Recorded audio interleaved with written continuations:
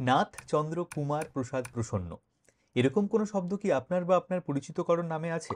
তাহলে এই ভিডিওটা আপনার জন্য, কারণ এই শব্দগুলোর মধ্যে লুকিয়ে আছে অনেক পুরনো একটা ইতিহাস। নাথ চন্দ্র কুমার প্রসাদ এগুলো কারোর পদবী হতে পারে, আবার শম্ভুনাথ, জগদীশচন্দ্র, অরুণ কুমার, কালিকা প্রসাদ, কালীপ্রসন্ন এভাবে নামেরও অংশ হতে পারে। তবে সেটা যাই হোক না কেন, জানেন কি কতদিন ধরে নাম হিসাবে এই শব্দগুলো জনপ্রিয় হয়ে উঠেছে? 2000 বছরেরও বেশি সময় ধরে। একটা সময় পুরো ভারতেই ব্রাহ্মণ্যবাদের প্রভাব কমে এসেছিল।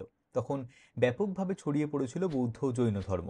নাথ চন্দ্র ইত্যাদি শব্দগুলো আরও অনেক প্রাচীন, কিন্তু বৌদ্ধ জৈন যুগেই নাম হিসাবে এগুলো জনপ্রিয় হয়ে উঠল, একটা প্রথা হয়ে দাঁড়ালো।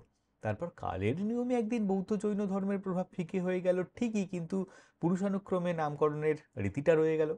এই শব্দগুলো এখনো নিজেদের মধ্যে সেই ইতিহাসেরই সাক্ষ্য বহন করছে। তাই আপনার পরিচিত কারোর নামের মধ্যে শব্দগুলো থাকলে এই ভিডিওটা শেয়ার করবেন, না হলে এই গল্পগুলো যে হারিয়ে যাবে।